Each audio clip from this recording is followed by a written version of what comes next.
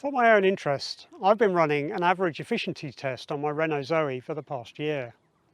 Today I'll share my results and talk about what that means, including sharing my own personal life cycle assessment.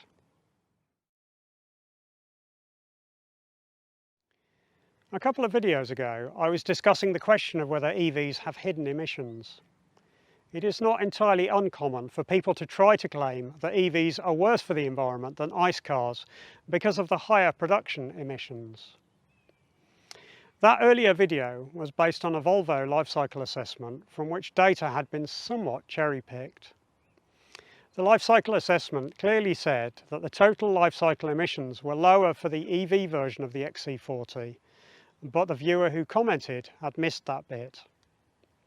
However, in analysing the Volvo life cycle assessment, I was left with a question about whether the data for the ICE car was right, as the emissions figures used were not as high as I would have expected if they covered the full well-to-wheel life cycle of the fuel used. I was left wanting to validate the data myself, but I had been unable to find the well-to-tank figures for petrol in order to be able to do so. You would think that that information would be easily available, and yet I have struggled to find it. That left the video feeling slightly incomplete.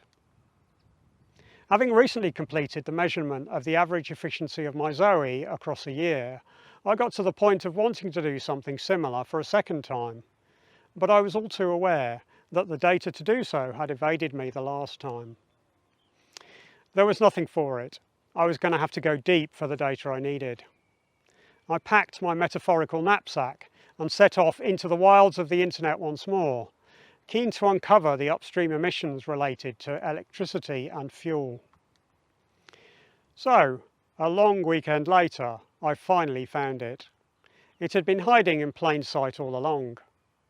I got what I wanted, and for anyone else who needs it, the links are all in the video description. But first, back to the efficiency test. I wondered how efficient my Renault ZOE is in day-to-day use. So I reset the trip before leaving site from the last day of Fully Charged Live in Farnborough in April 2023, and then left that trip alone for a year. The same day, a year later, at about the same time of day, I got my results. And here they are. 7,789 miles driven, 4.0 miles per kilowatt hour average efficiency. What is a shame is that the figure shown for total consumption seems to be completely wrong, because that doesn't fit with the efficiency at all. However, the efficiency figure does seem to be about right, so I think that's trustworthy. I think the bug is probably to do with how the figures are displayed on the screen. It seems like it might be showing the regen figure for both consumption and recuperation, as they're both the same. How do I know that it's reliable? Well, the car has a 52 kilowatt hour battery pack that's usable, and 4 miles per kilowatt hour would give the car an average range of 208 miles. That seems about right. Above about 18 degrees Celsius, I get over 200 miles. The best range I've done is 220 miles driven, with an estimated 19 miles range remaining. The worst I've seen estimated in very cold weather is about 265 miles or so. But I tend to hibernate a bit, so I do a bit less mileage in the winter and a bit more in the summer once the sun comes out. So the average range seems to confirm that the calculated efficiency is probably reliable. It also converged quite nicely to that figure as it happens. It went up to about 4.3 in the height of summer and dropped steadily through the cooler months and into winter to the 4.0 I got in the end. So with this figure we should be able to convert this to CO2 emissions, as long as we can find the right conversion factor. Well, there's a conversion factor made available to us. If we look on the gov.uk website, it plainly tells us the conversion factor for UK electricity. It says an average of 186 grams of CO2 is emitted per kilowatt hour generated. But that's pretty low. Oh, but what's this reference to footnote 1? What does that say? Here it is. Data relates only to generator emissions in the operational phase and does not include emissions related to the fuel supply chain or maintenance activities. Right, so it's not a well-to-wheel figure. The government's headline figures are based upon a subset of the emissions involved. That's disappointing. We shouldn't kid ourselves about our emissions. I think we've been doing that for quite long enough. For today's calculation, I want to use the complete emissions throughout the electricity supply chain, not a subset. And this is the problem I've run into. Where do we get those total emissions figures from, including all of the losses? Well, our world in data is often a good source, and they show it to be 238 grams of CO2 equivalent per kilowatt hour. But does that include everything? I wasn't completely sure, so I kept looking. I wanted more detailed information, and eventually I happened upon it. It turns out that the government publishes data for businesses to use in calculating their CO2 emissions for reporting purposes. And this is what we were really looking for. This spreadsheet contains a wealth of information. It tells us how to calculate the CO2 emissions for lots of things, including electric cars. It gives two methods for calculation of vehicle emissions. The first is to use the averages it provides by size or segment of car. But the second, which it recommends using if you can, is to use the actual measured efficiency of the car in conjunction with emissions from the electricity system used to power it. Yeah, that's what I was going to do. Good.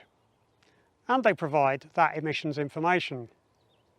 They split it out into sections, as the way businesses report the figures is split into different sectors. So we need to add a few figures together. Each figure here is in grams of CO2 equivalent per kilowatt hour. Direct emissions from generation, 207 grams. Direct emissions from transmission and distribution, that's pretty much 18 grams. Plus the indirect emissions, known as the well-to-tank emissions, for the fuel sources used in generation. That's another 46 grams. And the well-to-tank emissions for transmission and distribution, another 4 grams. So, in 2023, the total emissions for 1 kilowatt hour of electricity were, on average, 275 grams of CO2 equivalent. That's all of the CO2, plus the effects of all of the nitrogen oxides emissions, and the effects of all methane emissions as well, all added together. Great, so we have a decent emissions figure. Now we know that the emissions from the electrical system really are 275 grams of CO2 equivalent per kilowatt hour of electricity delivered to our homes. I then need to factor in the charging losses of the ZOE. In a previous video, I measured the charging to be 96.9% efficient on my home charger. So the emissions from the ZOE, when charged from the grid, are now available to us. We simply divide the CO2 emissions per kilowatt hour by the charging efficiency to get the corrected electricity fed to the car. And then we divide that by the average number of miles driven, exactly 4, giving us total emissions from usage of 71 grams per mile. But that's only the operation of the car once it's been produced. As the naysayers keep telling us, we also need to factor in the production emissions. We can't forget the embodied carbon in the vehicle from its initial production. So where do we get that from? Well, I'll come back to that, but I found it. The battery is 4.6 tonnes of CO2 equivalent, and when added to the rest of the car, and considering end of life as well, the embodied carbon in the ZOE is 11.6 tonnes. So, if the car lasts 120,000 miles, we can split that embodied carbon across those miles. That gives us another 97 grams of CO2 equivalent per mile, making a grand total for the ZOE of 168 grams per mile. That's about 105 grams per kilometre for anyone from Europe. All carefully measured and calculated, I hope you will agree. But wait, 105 grams per kilometre. Isn't that more than the average emissions from an ICE car that meets the Euro 6 standards? Indeed it is. Well, sort of. The Euro 6 emission regulation requires a fleet average of 98 grams per kilometre. By fleet, what we mean is that the average of all the cars a manufacturer sells must be at or below 98 grams per kilometre, the average for all sales. That includes all of the EVs they sell, as it happens, which each count as zero in this calculation, nothing, thereby bringing the average down. But we'll ignore that little detail. Importantly, what the 98 grams figure represents is the tank-to-wheel amount. It totally ignores the upstream emissions caused by extraction, refinement and transportation of the fuel to you. So they are very different measures. 105 grams per kilometre for the EV is a well-to-wheel figure. It's absolutely everything. But 98 grams per kilometre for the ICE car is a tank-to-wheel figure. It's not everything. It ignores all of that other stuff we work so hard to calculate today. So be careful. This isn't an apples-to-apples comparison. To be able to fully compare them, we'd need to do the same full assessment for an ICE car, and surely nobody wants to do that. Well, the spreadsheet of information I used to calculate the emissions of the ZOE also contains all of the figures we need to calculate the total emissions for an ICE car in the UK. So, I don't know, do you think we should? As you know, if you've been following along with the channel, I own a second car, a very old Smart ForTwo that the ZOE is replacing. Doing the calculations for that might be fun. The Smart is a fair bit smaller than the ZOE, but I bought the ZOE to replace the Smart, so it's not an unreasonable test. If we're talking about my circumstances anyway, my own little world of emissions. Candy, the Smart ForTwo, is a petrol car and has done an average of 53.5 miles per gallon over the last 8 years. That's 11.8 miles per litre, or 5.3 litres per 100 kilometres for our European viewers. So that's our input to the equation. Then we need some data from the spreadsheet about the direct and indirect emissions of petrol. Okay, here we go, we've got those. Each litre of petrol generates 2,100 grams of CO2 equivalent direct emissions when burned, plus another 607 grams of indirect emissions from extraction, refinement and transportation, giving a grand total of 2,707 grams of CO2 equivalent per litre burned. If Candy does 11.8 miles per litre, divide one by the other, and we see that she emits 230 grams of CO2 equivalent per mile driven. But remember, that's operation. That's excluding her production emissions. Once we add in those emissions to get a proper comparison, we get a total of 272 grams per mile for her, versus 168 for ZOE. 104 grams more per mile. That doesn't sound like a lot, does it? Just 104 grams more per mile. That's nothing, surely. But actually, it makes a big difference over the life of a car, as a car does a lot of miles. We can plot a graph of the results.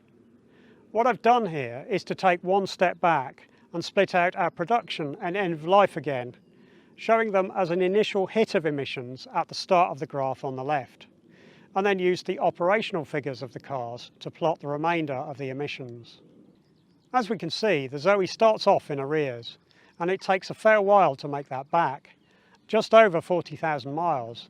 That's about 5 years based on my average driving. But once it has made that back, there's not really any comparison. The ICE car generates 12.5 tonnes more CO2, so the ZOE has 38% lower emissions at 120,000 miles. But in fact, that's not the full story, because the emissions from electricity are not going to remain at the levels they are today, not by a long way. The UK government has set a target of fully decarbonising our grid by 2035. That's looking a bit tricky at the moment, but we do have projections showing it dropping very quickly in the next 10 years and being extremely low by 2035. And so our graph is likely to look more like this. The line for the EV will no longer be straight, but instead will tend towards being much flatter the further right along the graph we go, suggesting the total saving in CO2 emissions from the EV will be just over 16 tonnes, not the 12.5 tonnes we thought we might achieve, which means it's actually emitting half of that of the ICE car over its lifetime. Halving our CO2 emissions is a pretty big step. They certainly don't hit zero through use of EVs alone, but emissions from EVs will trend down, getting increasingly lower as the manufacturing processes are also decarbonised. In this comparison, I used my smart ForTwo, which is a very old car. Is that cheating? Should I have used something new? Are they better? The closest comparable Renault to the ZOE with an internal combustion engine that's currently on sale is the Renault Clio hybrid. If we do the same check with that, it comes out with almost exactly the same figures. The Clio is a pretty small and efficient hybrid, but it can't get close to the ZOE with its emissions. But wait, there's actually a little bit more. Those graphs were not the only thing I wanted to achieve with my weekend. You see, there's another little detail we need to consider. So far, we've been talking about average grid emissions, but that's generally not what EVs are charged with. Why not? Well, let me show you. The UK's electricity generation is run by a company called the National Grid ESO. To help us understand our CO2 emissions, they provide data on the amount of electricity generated from each type of available source for every half-hour period. If we know the carbon emissions of each of those sources, we can calculate the emissions for each half-hour period using the data they provide. Here's a graph that I calculated of the emissions profile of electricity during the year of my efficiency test. This is an average per day. The graph shows the time of day along the bottom, starting with midnight on the left, and the CO2 intensity up the side. As you can see, the grid is cleaner on the left of the graph, in other words, overnight, and that's when my car gets charged. My electricity is cheaper overnight to incentivise me to charge it at that time. Because of that, the emissions figures I've used to calculate the ZOE's efficiency and emissions are really too high, and that would actually be the case for a lot of people. There are two common charging patterns that people fall into once they have an EV. It is common for people who can do so to plug in overnight to use cheap, clean electricity. Or, if they have it, to instead charge during the day to make use of their own solar generation. These are not options that are going to be available to everyone, but they will be available to over half of the population. And those are both great ways to further reduce your emissions if either are options for you. Okay, to finish, where did I get the production emissions for the cars from? Well, there's an organisation called Green NCAP who publish lots of useful data of this type, and so I got the production emissions from their website. What's interesting about the Green NCAP website is that it includes a life cycle assessment tool. So whilst you could do what I did, digging deep for information and then doing all of the maths, toiling away to give detailed and exact figures, it's an awful lot easier to use their tool. So that's what I recommend you do if you decide to do your own analysis. The good news is that their tool says the same thing as my maths. It's good news for me because it means that my methods are correct, so we can be confident in my conclusions. But it is also good news because we know that their tool is based on very detailed calculations, and that you can safely flock to it to run your own test scenarios, safe in the knowledge that it's producing really accurate results. By the way, they use future predictions of grid emissions to make it more accurate, something that most assessment tools don't do. In summary, it's possible to do very detailed life cycle assessments of the emissions of both EVs and ICE cars, and every time we do so, the EVs are shown to be much cleaner in most of the world than an ICE car. There are some significant emissions from building an EV, but those are more than made up for by reduced emissions during its use. Furthermore, those emissions from use are getting less and less as our grids rush to decarbonise. And the same grid cleanup will also lessen the emissions from production. As more and more of the supply chain becomes electrified, the emissions of EVs will drop further still. Thanks very much for joining me. Your questions and comments on this subject are most welcome in the section below. If you've liked the video, then it's a help to me if you click the thumbs up button. And it would also help me achieve my stretch goal for the channel if you would consider subscribing as well. Thanks.